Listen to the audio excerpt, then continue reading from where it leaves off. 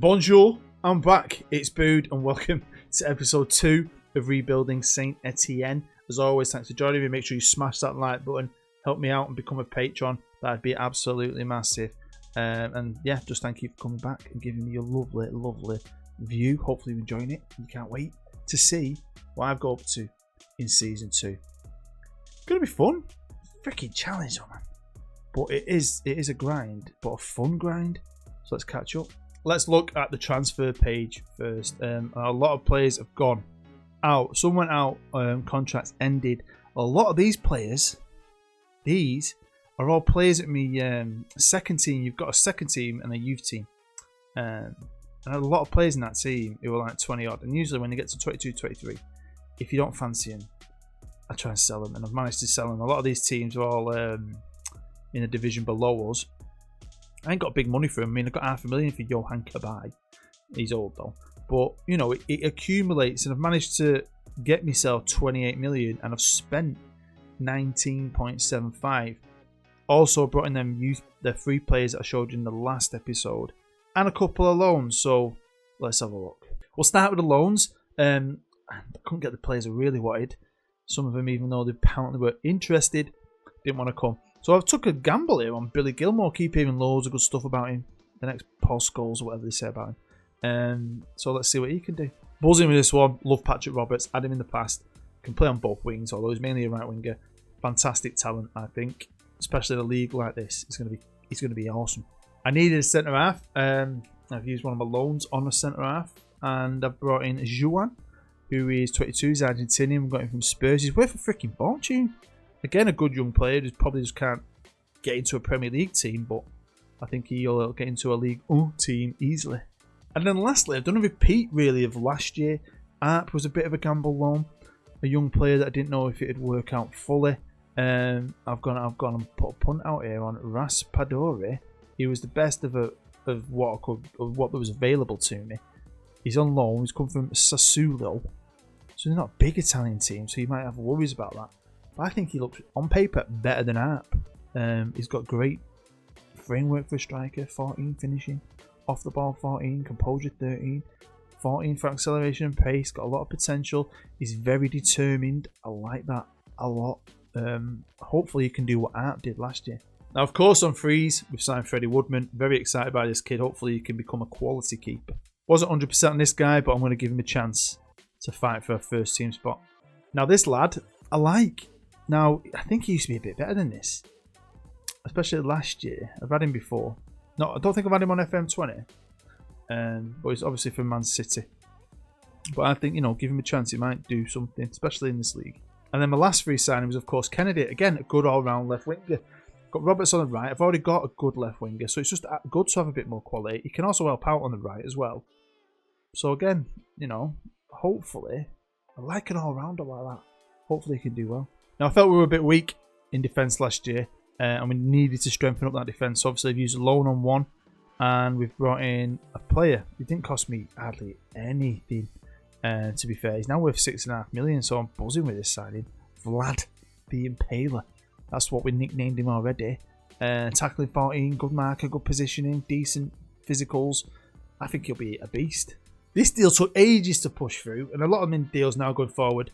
I've stretched out finance. It's not big though. You know, this is a 4 million max. I think it's cost me 2 million on the initial transfer. I don't know why it was going on for ages. I don't know if he was having offers from other places. I don't know, but it finally went through, and I like him because he's a good right back, centre half. He's 31, but you know, good player. Now I know this geezer. He was at West Ham. I don't think he did that well there. I think. But he did pretty good at Valencia. He's been at Torino where he wasn't that good. He's a bit of a nomad striker, I think they call him. Yep, nomadic striker. But he looks like he could be good. But he is a possible backup. We'll see how he goes. Now, I wanted another left back and I nearly got him. Last minute, it fell through. And I was very gutted by that. So I went back out there looking. And I found Gianluca Itta. He's 21 years old. It's not cost me a lot of money. He's not worth a lot of money. But I think he's really, really good. I think he's a definite improvement at left back. And then my biggest signing was Mr. Milan, who is 31, Croatian, loads of experience on the international stage. Played for Fiorentina, played for Lazio. So yeah, I like him a lot. I think I've got 3 good midfielders. It is adding him he's just a bonus. Financially, we're still alright. Got money in the bank. Although I don't know how long it's going to stay there. You'll see why later. I've got nothing to spend now, and I've probably freaking stretched them wages out. But it is what it is. I think we're looking. We're not full of superstars, no. And I've had to like patch this team together with loans, frees, and cheap transfers. But I like it. I like it a lot, and I was excited to play. I think we've got a good team. Now, is it a team that can win something? I'm not sure, but I feel like we're stronger than last year. I feel like I've got my own little imprint on it now. I like the ragtagginess of it, if you know what I mean. Like I've stuck it together with bits here and a bit there, bit of sellotape on this. He's still classed as my best striker. I'm not going off this because I think he's better than Arp. I think he's going to be a good backup. Zaza. He's more. I don't know. I'll get rid of him at some point. I've got a great left winger. He proved himself last year. Bit of depth. We've still got Wagner as well, by the way, who's half decent. He can back up Roberts on the right hand side. In the middle, I like it. I like it a lot. Yusuf Garcia, got the new guy, and Villa Diose still as well. There's strength, I think, there. And then my back four, I think my centre halves are better than last year with my two new boys. Mr. Perrin's going to have his probably last season. His last season, his deal is 35. He's getting old. Probably let him fade off into the distance. And then I've got better goalkeepers. I mean, look at that. So, very excited. The bookies, they push us up, so they think we're better than last year, which is cool. 6th, they had us 9th last year. We still finished 4th. Again, 4th or higher, or you're just going backwards, aren't you? That's the way you've got to look at it every year. And especially when you start doing your own stuff with the team, you start going backwards, and that's not a good thing. Staff's been expanded. Best of this, best that. Nearly got the best of there as well. So, you know, stuff to work on, but this is always the main bit. Did want to get an extra goalkeeping coach. That's definitely the next one on my list. I've been expanding the actual coaching. Ivan Cordoba. Damian Johnson, good coach. So yeah, Paul Robinson, had him at Palermo. Very good coach. Let's look at some of our rivals' business, especially the teams above us, the 3 ones. Marseille, we'll start with them. I like Marseille. They haven't spent a lot, so even they've got a good team. They're settled with it. I remember when I was Marseille, they needed a bit of work, but that was maybe last year. So we'll see. This might be a good thing. Maybe they're too skint. Maybe it's our time to take them over. Our arch rival have sold off a lot of talent. Obviously, one of their big players, Moussa Dembele, has gone for mega bucks, and that's the majority of their income. And they've spent 20 million. You know, they've definitely improved, and a lot of the players have come from France as well. So yeah, I think these are definitely going to be very good again. Now they've lost a couple of players in a free, and they have brought in 38 million by selling Di Maria. He's not worth that much money. Anyway, they've signed Icardi. They've signed some geezer from Barcelona. They've signed another player from City. They've spent big, haven't they? This is going to be scary. Couldn't they go another season unbeaten? That's what everyone wants to know. Now, I might not be able to sign them, but what I'm doing is every year, and I've never done this before, is when it's the youth intake day and I get my youth intake, I'm going on the full list of the entire world's youth intake, and I'm putting every single one of them players on a short list. And then next year, or this current season, I'm going to do it again and have an individual short list every year for them new players, so I can scout them and know about them. Now, I might not be able to sign the best ones, but I'm hoping by having knowledge on them and having them on short lists each year, I've got them on record, haven't I then? And then hopefully I can pick up a bargain or two with some good young quality players over the next couple of seasons. Now at this point, I've got Mr. Mohammed, the youngster, in my first team. He can't play for my first team, he's too young. I've just got my eye on him because the bids are coming in all over from all of them. Crazy ass bids, tempting bids, but I just want to keep him now. It's just making me want to keep him. Got to be something in it. He's not even a wonder kid, but they all want him. Everybody wants him. Now this club is great, really. Maybe I'm on about the chairman for being skint, but he does use the money in other areas. So again, we're doing the training facilities, doing the youth facilities, the data analysis facilities, which is usually quite easy to do. But he's also buying the stadium. I asked him, and he said, "Yeah, okay." So yeah, that's a good thing, isn't it? Pre-season though, not as good as last year. Last year's pre-season was awesome. There's a lot of upheaval. Some of it could be blamed on that. We got battered off a couple of good Portuguese teams. So, you know, you could look at this and be worried, but I wasn't going to think about it too much. Now, we had a look at some of our rivals' transfers, but obviously the window hadn't shut. And this is the top 5 spending leagues in the world. Premier League on top with $1 billion. Did kind of mention this last time. Serie A with over $500 million, and then we're third above La Liga and the Bundesliga. I wonder why. Are there so many rich teams in France? No, it's Paris Saint-Germain. Look at their spending compared to everyone. I mean, they weren't happy with spending $1 billion. They wanted to spend more billions. Look, all this more money, more players. Get a grip of yourself.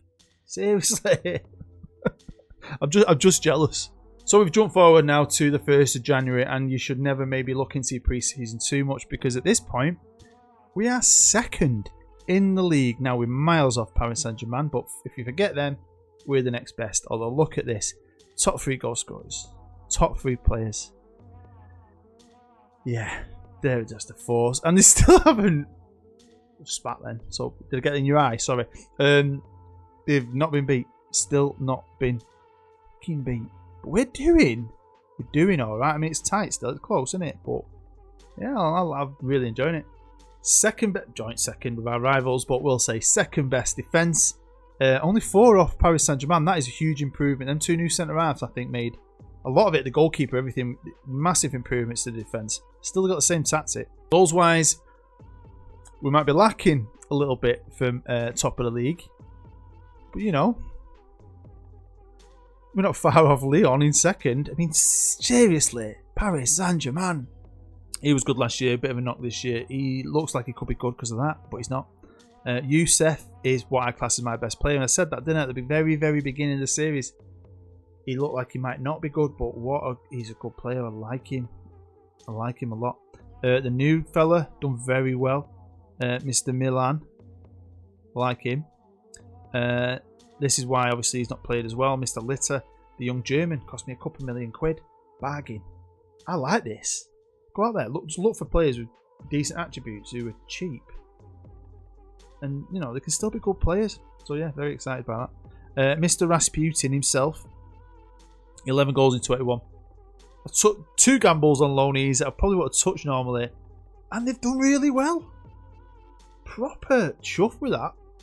Because normally you'd take a gamble and they're crap, aren't they? Kennedy. Ambrosio. Both good as well. I mean, we've been good. Obviously, we've been good. We're second in the league. We've got a real good, solid team here. If we look at our results, it looks a lot better than last year. Although Angers beat me again. When I said bogey team in the last episode, that's why. Because they're a bogey team. Although, look at that for beautiful. Arch rivals, Lyon. Let's share the goals, eh? Let's share these beautiful, beautiful goals. It's a great performance. They were terrible. And this was my team in full flow. They're a good bunch of lads. Starting to like these boys. I didn't like the next game. From highs to the massive low of getting battered 4-0. That was a weird one to take. One good thing was Paris Saint-Germain only managed to score 1 against us, so we're improving. That's a massive improvement, isn't it? It's better than 6-0 and 4-0. So absolutely buzzing. So yeah, really, really positive and a lot better than I thought it was going to be. As you can see, I finally got my hands on my 3rd goalkeeping coach. Look how good they are. One thing I found about France, it's really easy to get good staff in. Like, people want to come. It's really, really a positive thing. I am doing some business, maybe to sell on, maybe not. None of these players are huge, but the players that's coming up on a free in the summer who are still holding a high value, which gives me a hope that the value will go even higher. So, you know, the players I might keep. Sergio Diaz, I like. I mean, I'd rather have him as my backup striker, so I do plan on keeping him. Or maybe even having him as my striker. We'll see. Got a guy here, 22 years old, so good ages as well. He's a good all-round player. He could be a fantastic squad player. Don't plan on selling him on. Some of them I do. We've got this guy here from Stuttgart. Again, look, good all-round players. Good left-back. Kyle Walker-Peters, decent right-back. All on freeze. Mr. Jesus Christ himself. Decent centre-half, might replace the outgoing Perrin. Although I have to really think about things, because obviously you can only have so many foreigners and so on. So I have to do my math. This guy I like the look of, Mr. Mattial from Milan. I think he's been around the block a bit. Another guy here from Feyenoord on a free. Look. I mean, like I said, some of these I might sell on. And then obviously, like I said, I'm improving the staff even more. Data analysis, the scout, another scout. We'll see what happens with them. Hopefully we can sign them all. Finances are dropping a bit. I mean, costs are quite high in a way. We don't make tons of money in this league. That's the one kicking the balls. Again, look, doing more and more with this club. Things are happening all the time. We're going on a warm weather training camp. I can't remember the last time anyone agreed to one of them for me, so I was quite excited about that. Might play a couple of friendlies while we're there. And stadium, we're still buying that as well. So yeah, looking good. Football, it's a funny old game, and I think this group was tougher than last year. I think it was us and Lazio last year, and we got through and joint on points. But I still looked at this group and thought, yeah, especially the way we've been in the league, we've been better in the league, but worse in Europe. It was really, really, I mean, surprising. Don't get me wrong, Roma, Real Sociedad, the good teams, but I still thought we could have done better against them. Do you know what I mean? So I was a bit gutted because we're out. That's it, done. So this is something I didn't know about, because I think I did Marseille rebuild last year, and I was quite surprised by it. When I looked, I thought, why are we not playing in the Coupe de Ligue this year? And it's because this current season was its last. I've looked on the internet. Strasbourg are the current champions, so I don't know what France are doing with all the coronavirus, so I don't know if they'll ever get a 2020 champions like we've got on the game with Rennes when they beat Paris last year. But that's it. They've decided, did a vote, they decided to ease congestion in the games in France, and they've decided to end this tournament. It's no more. It has only been going since the 90s. It's not like some super historic cup, but it's kind of a shame, and I'm kind of gutted really, because it's one of the cups I was hoping we might get a bit of glory with. So our only chance at cup glory within France is, of course, the Coupe de France, and you start in the 9th round, and we played Toulon, and we battered them. Look at that performance, great confidence builder. On to the 10th round, where we got beat off Paris Saint-Germain, but this was one of the best defeats of my game so far as manager of Saint-Etienne, because they battered me last year. They'd only just managed to beat me in the league. We scored goals against them. 1-0, 5-0, 6-0, 20-0. We scored goals against them, and that gave me a buzz and a half, especially when you look at the timings. We took the lead, they came back, then we took the lead again, they came back, and then the twats freaking scored later on. And they did miss a penalty early doors, whatever, but yeah, this is brilliant. Even though I got beat. It's April, we're out of the cup, we're out of Europe, and we're going for it in the league. We're no longer second, but it's tight. Like I said, forget Paris, this league's competitive, especially at the top. And you've got a few other teams like Nîmes. Is it Nîmes? Coming up out of nowhere, I like that. Marseille is second at the minute, but we are joint on points. We're kind of getting a bit of a gap at this point as well from Lille and Lyon, which is fantastic. Look at Benedetto. Loved him. I used to love Benedetto. Fucking top player. So yeah, they're in the Champions League already. If we can get into top 3, that's straight in the group stage, I think. And that, I think you're qualifying. So that'd be good financially. We're not going to win it. I'm just thinking of money. Thinking about the long game. Since we last looked at the results, the last game was Paris Saint-Germain, wasn't it? So yeah, we've got beat off Monaco after that, which is disappointing. Managed to beat Angers, and we've got beat off Marseille. Can't beat them. They're tough. But then we went on a really good run up until Strasbourg.